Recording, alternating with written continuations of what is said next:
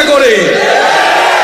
আমরা যদি সংকীর্ণতা থেকে বের হয়ে আমাদের হৃদয়টাকে প্রশস্ত করে দিতাম, আর আমরা যদি এক ভাইয়ের বিপদে আরেক ভাই দাঁড়াতাম, এক আলেমের উপরে নির্যাতন হলে যদি অন্য ঘরানার সমস্ত আলেমরা ঐক্যবদ্ধ হয়ে যেত, তাহলে আলেমদের উপরে জুলুম নির্যাতন চালানো দূরের কথা, ইসলামের বিরুদ্ধে কথা বলার সাহসও কেউ পেত না।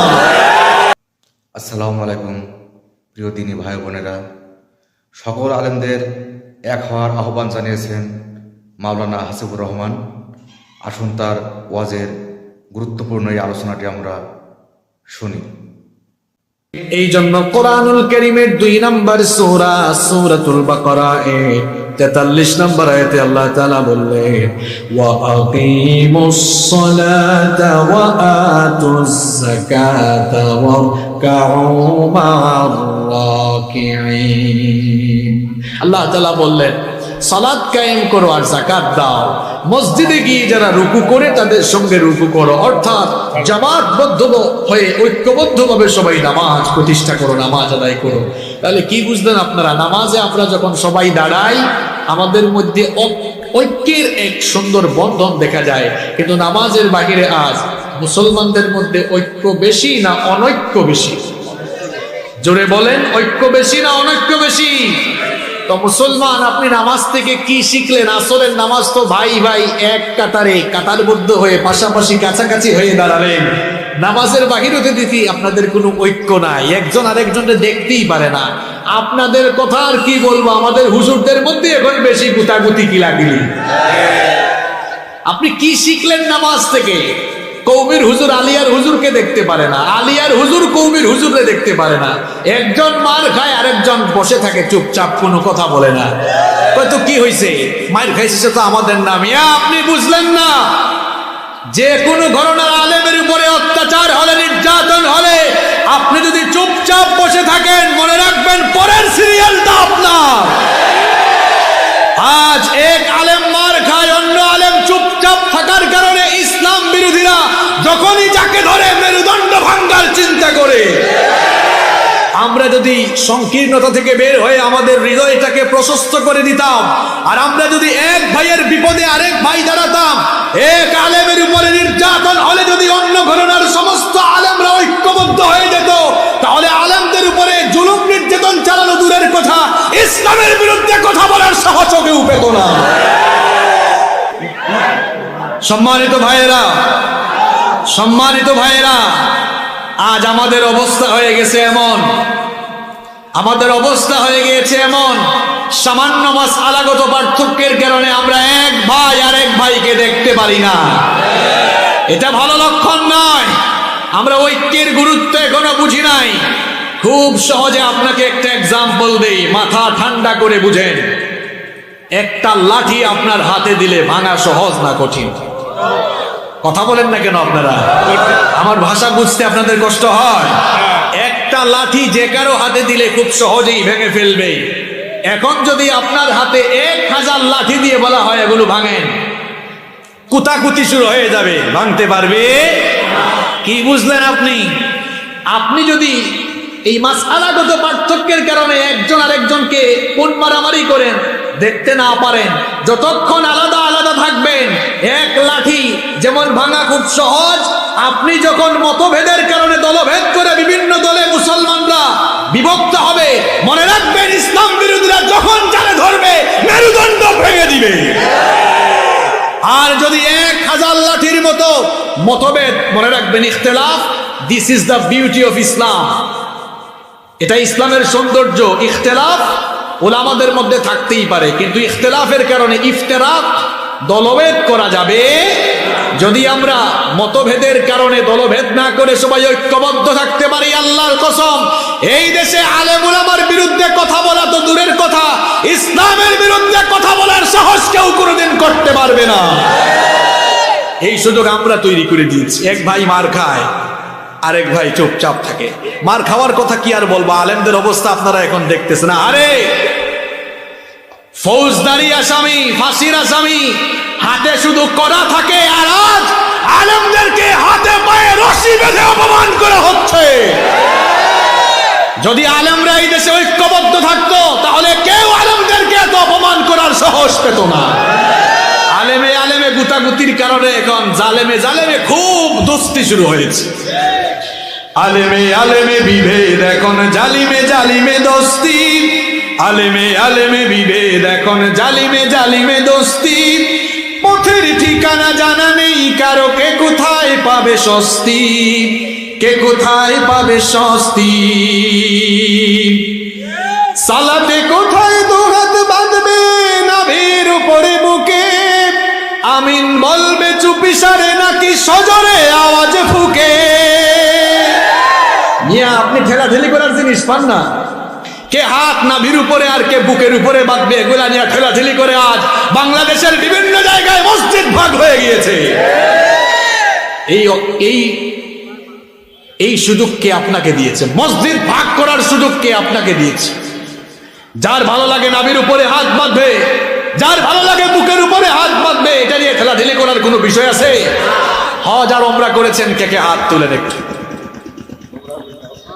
হজ করেন আর ওমরা করেন যারাই করছেন, বা সৌদি আরবে ছিলেন, কারা কারা হাত তুলেন? মাশাআল্লাহ, হাত নামান। যারা যান নাই, আল্লাহ যেন সবাইকে যাওয়ার তৌফিক দেয়। আরো আসতে বলেন আমিন। না গেলেও তো আপনারা ইউটিউবে ফেসবুকে হারামাইনের নামাজগুলো দেখেন না? আপনারা দেখছেন সেখানে কেউ হাত বাঁধে বুকের উপরে, কেউ নাভির উপরে। হাম্বলি মাযহাবের তারা বাঁধেও না। ঠেলাঠেলি আছে? বলেন ঠেলাঠেলি আছে? ওখানে ওয়ালাদ-দাল্লিনের পরে কেউ জোরে আমিন বলে, কেউ আস্তে আমিন বলে। ঠেলাঠেলি আছে?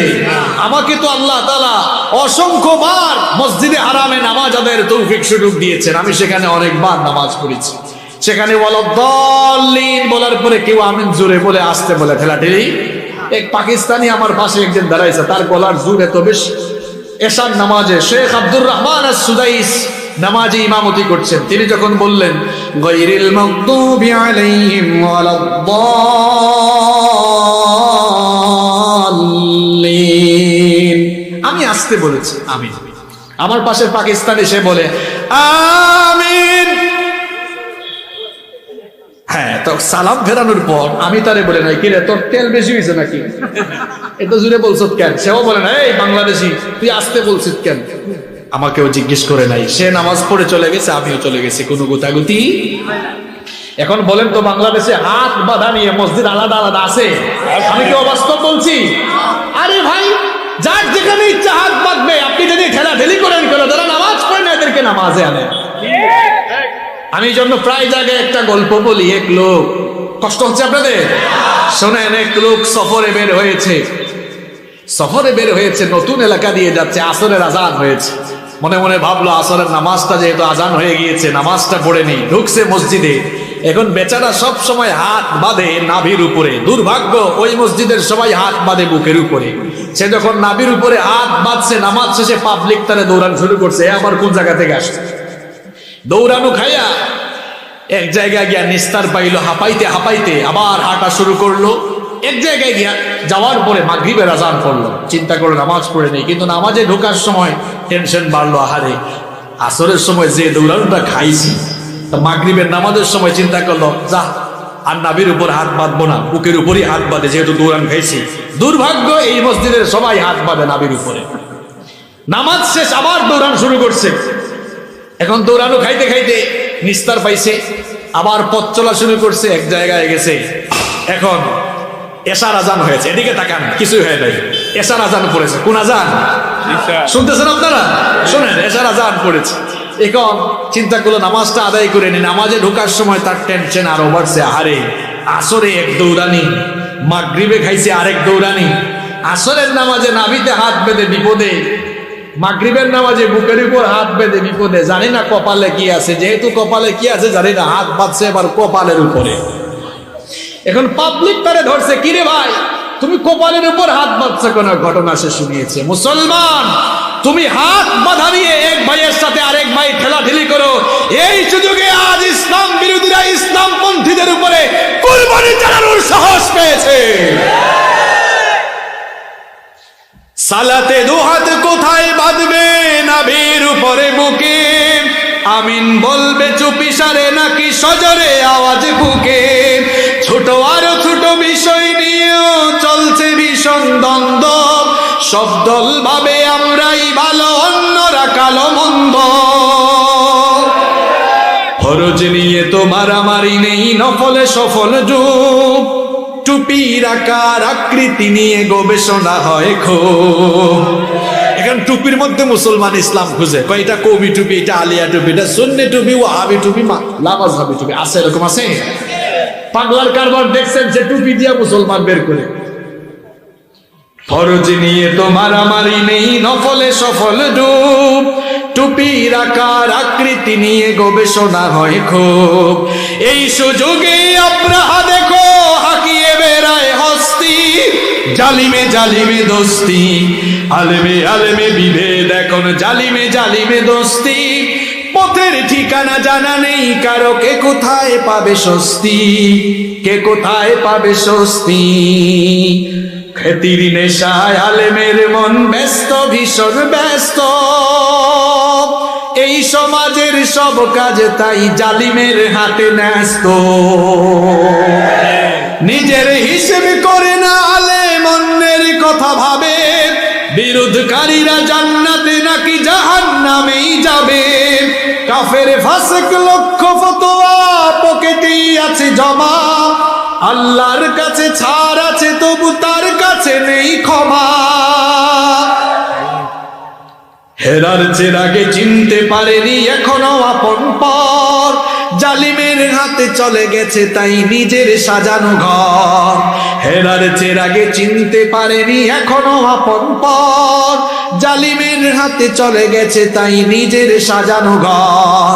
সালতানাতের মিনার হারিয়ে আশ্রয় তার বস্তি। জালিমে জালিমে দোস্তি, আলেমে আলেমে বিভেদ, এখন জালিমে জালিমে দোস্তি। পথের ঠিকানা জানা নেই কারো, কে কোথায় পাবে স্বস্তি, কে কোথায় পাবে স্বস্তি। কথা বাস্তব না অবাস্তব? আলেমে আলেমে ঠেলাঠেলি বাদ দেন, মুসলমানদেরকে এক করার চেষ্টা করেন। আল্লাহর কসম, এই দেশের মুসলমানরা সারা দেশের সকল আলেমদেরকে এক টেবিলে দেখতে চায়। এজন্য আমাদের মুরব্বী আলেমদেরকে, উস্তাদ সমতুল্লাহ আলেমদেরকে আমরা হাতে পায়ে ধরে রিকোয়েস্ট করব, আল্লাহর ওয়াস্তে দোলাদলি বাদ দিয়ে মুসলমানদেরকে রেহাই দেন। এক টেবিলে বসেন আপনারা, এক টেবিলে বসলে দেখবেন এই দেশের মুসলমানরা আপনাদেরকে মাথার তাজ বানিয়ে রাখবে। এই নামাজ আমাদেরকে ঐক্যের শিক্ষা দেয়। ওই নামাজে এসে তো আমরা বলি নাই আমি আওয়ামী লীগ করি, আমি ক্ষমতাসীন, আমি সামনের কাটা, তুই যা পেছনে, তুই বিএনপি, বলে বলে কথা বলেন না কেন? বলে নামাজে আসলে কি বলে আমি কৌমির হুজুর, তুমি আলিয়া যাও, তুমি পেছনে যাও, বলে নামাজে আসলে আমরা সবাই ভাই ভাই এক হয়ে কাঁধে কাঁধ লাগিয়ে আমরা যেমন দাঁড়িয়ে যাই। আল্লাহর কসম, যুবক ভাইয়েরা শোনো, নামাজে যেমন একটু আগে কাঁধে কাঁধ লাগিয়ে দাঁড়িয়েছো, এমনি ভাবে যদি কাঁধে কাঁধ লাগিয়ে ঐক্যবদ্ধ হয়ে সীসা ঢালা প্রাচীরের ন্যায় আল্লাহর জমিনে আল্লাহর দ্বীন কায়েমের জন্য ঐক্যবদ্ধ হতে পারো, মনে রাখবা এই জমিনের প্রতিটি ইঞ্চিতে কোরআনের পতাকা পট পট করে উঠবে ইনশাআল্লাহ। সালাত আমাদেরকে কিসের শিক্ষা দেয়? জোরে বলেন। আল্লাহ যেন আমাদেরকে এক আর নেক বানায়া দেন। যারা মাহফিলে কথা বলেন তাদের কাছে রিকোয়েস্ট থাকবে, অমুক খারাপ, তমুক খারাপ, অমুক কাফের, তমুক ফাসেক, এগুলা বাদ দেন। উম্মতের ঘরে আগুন লেগেছে, আর কেরোসিন ঢালিয়েন না, পারলে পানি ঢালেন, সেটাও না পারলে চুপচাপ বসে থাকেন। আল্লাহ আমাদেরকে এক করে দেন, বলেন আমিন। সালাতের 2 নম্বর শিক্ষা হলো, এই সালাত আমাদেরকে ভেদাভেদহীন একটি সুন্দর সমাজ গঠনের শিক্ষা দেয়। নামাজে আমরা যখন আসি তখন আমাদের মধ্যে কোনো ক্লাসিফিকেশন থাকে না। There is no class discrimination in সালাত। নামাজের ভেতরে কোনো শ্রেণী বৈষম্য নাই। মনে করেন একজন নামাজে গিয়েছে, অনেক বড় ব্যবসায়ী, তার পাশে একজন রিক্সাওয়ালা গেলে সে কি বলবে, এই তুই রিক্সাওয়ালা আমার পাশে দাঁড়াইলি কেন, আমারে চিনোস না, যা পেছনে যা, বলতে পারবে এই কথা? যদি বলেও ফেলে, রিক্সাওয়ালা বলবে, এই ভাই তোমার এই বড়লোকগিরি আর এই পার্ট মসজিদের বাইরে গিয়ে দেখাও, এখানে তুমি এসেছো, তুমিও আল্লাহর গোলাম, আমিও আল্লাহর গোলাম। সুবহানাল্লাহ। এই জন্য মহাকবি কবি সম্রাট কবিতায় বড় চমৎকার করে লিখেছেন, এক হি সাফ মে খড়ে হোগে মাহমুদ ও আয়াজ, এক হি সাফ মে খড়ে হোগে মাহমুদ মাহমুদ আয়াজ, না কোই বান্দা রাহা না কোই বান্দা নওয়াজ। নামাজে আসার পর সম্রাট মাহমুদ আর তার চাকর আয়াজ যখন একই কাতারে পাশাপাশি কাছাকাছি দাঁড়িয়ে যায়, তখন সম্রাট মাহমুদ আর সম্রাটের ভূমিকায় থাকে না, তার চাকর আয়াজ তখন আর চাকরের ভূমিকায় থাকে না, সম্রাট আর চাকর দুজনেই তখন আল্লাহর গোলামে পরিণত হয়ে যায়। সুবহানাল্লাহ তো বললেন, নামাজের এই চিত্র, সুবহানাল্লাহ তো আপনারা বলছেন ঠিক, কিন্তু বলেন তো নামাজের এই চিত্র কি বাহিরে আছে? আপনি তো দেখা যায় নামাজে কুলিওয়ালা ঠেলাওয়ালার পাশে দাঁড়ান, কিন্তু নামাজের বাইরে ঠেলাওয়ালা কুলিওয়ালার, আপনি ঠেলাওয়ালা কুলিওয়ালাকে পাশে বসিয়ে ভাত খান না। দেখা যায় নামাজে ঠিকই আপনি ঘরের চাকরকে জায়গা দেন নামাজের পাশে, কিন্তু ঘরের চাকর বাকরের সাথে বসে এক টেবিলে আপনি খাবার খেতে পারেন না। তার মানে বোঝা গেল নামাজ আপনার অহংকার এখনো দূর করতে পারে নাই। নামাজ থেকে আপনি জীবন পরিচালনা কেমনে করবেন এর সব শিক্ষা নিবেন। নামাজে যেরকম আমরা কোনো ভেদাভেদ করি না, নামাজের বাহিরে যদি আমরা ভেদাভেদ ভুলে গিয়ে সকল মুসলমান যদি আমরা ভ্রাতৃত্বের বন্ধনে আবদ্ধ হতে পারি, মুসলমানদের সমাজ আরো সুন্দর হয়ে যাবে। তাহলে ভ্রাতৃত্বের বন্ধনে আবদ্ধ হয়ে এক ভাই আরেক ভাইকে বুকে আগলে একটি ভ্রাতৃত্বের চমৎকার বন্ধন দিয়ে সমাজ সাজানো, এই শিক্ষাও আমরা যে ইবাদত থেকে পাই, সেই ইবাদতের নাম কি? আরো জোরে বলেন, সেই ইবাদতের নাম কি? নাম্বার 3, নামাজ আমাদেরকে পর্দার শিক্ষা দেয়। নামাজ আমাদেরকে কিসের শিক্ষা দেয়? আপনি বলবেন হুজুর নামাজ আমাদেরকে আবার পর্দা শিখায় কেমনে? নামাজের মধ্যে সতর ঢাকা ফরজ না নফল? আরেকটু জুড়ে বলেন। তার মানে নামাজে যেমন সতরটা ঢাকেন, কাকে ভয় করে? নামাজে আমরা সতর ঢাকি কার হুকুমে? ঠিক তেমনি ভাবে নামাজের বাহিরে আমরা পর্দার বিধান মেনে চলবো কাকে ভয় করে? কিন্তু দেখা যায় নামাজে যখন দাঁড়ালাম, নামাজের নিয়ম কানুন ঠিক রাখলাম, এই যুবক ভাইয়েরা কথাগুলো মন দিয়ে শোনো, নামাজে যখন দাঁড়াও তখন কি আমরা পেছন দিকে তাকাই নাকি সাজদার জায়গার দিকে তাকাই? এই যে নামাজের একটা নিয়ম হলো সাজদার জায়গার দিকে তাকানো লাগবে। আমরা যেমন পেছনের দিকে তাকাই না, চক্ষুটাকে যেমন সাজদার দিকে রাখতে হয়, ঠিক তেমনি ভাবে নামাজের বাহিরে চক্ষুটাকে বেগানা নারী থেকে নিম্নগামী করে রাখতে হয়। আদেশটা কার?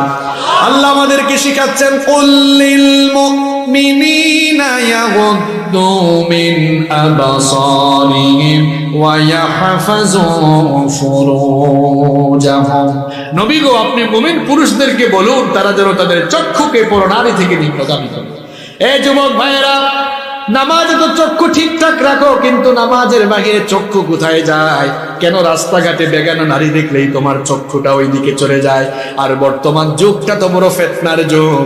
স্মার্টফোন হাতে নিয়েছে, হাতে নেওয়ার পরেই চক্ষু দিয়ে দেখা যাচ্ছে অশ্লীল অনেক কিছু দেখছে, এরকম আছে না নাই? যুবক ভাইয়েরা ভালো করে কথাগুলো শোনো। রাতের বেলা তোমার হাতে স্মার্টফোন আছে, আবার ঘরের মধ্যে ওয়াইফাই আছে, ইন্টারনেট কানেকশন আছে। আব্বু আম্মু তারা তাদের রুমে, তুমি তোমার রুমে মনে করছো আব্বু আম্মু তো আর দেখে না। ভাইরে আমাকে বলো তো দেখি, কেউ না দেখলেও একজন তো ঠিকই দেখেন, তিনি কে? সুতরাং একজন যুবক কখনো তার চক্ষুকে নোংরামের দিকে ঠেলে দিবে না। চক্ষু দিয়েছেন কে? যুবক ভাইরা, এই চোখের আমানত নষ্ট করে না। চক্ষুকে তুমি কি মনে করেছো? যুবক ভাইরা, খবরদার, আল্লাহর দেওয়া এই চক্ষু নামক নেয়ামতকে তুমি খেয়ানত করে ফেলো না। চক্ষু দিয়ে তুমি আজে বাজে জিনিস দেখো না। এই চক্ষু দিয়ে যদি দেখতেই হয়, ইউটিউবে ঢুকে তুমি কোরআনের আলোচনা শোনো, কোরআনের তেলাওয়াত দেখো, ভালো ভালো জিনিস দেখো। আর যদি চক্ষুটার আমানত খেয়ানত করে অশ্লীল জিনিস দেখো, কিয়ামতের দিন চক্ষু তোমার বিরুদ্ধে সাক্ষ্য দিবে কার কাছে? আরো জোরে বলেন, কার কাছে?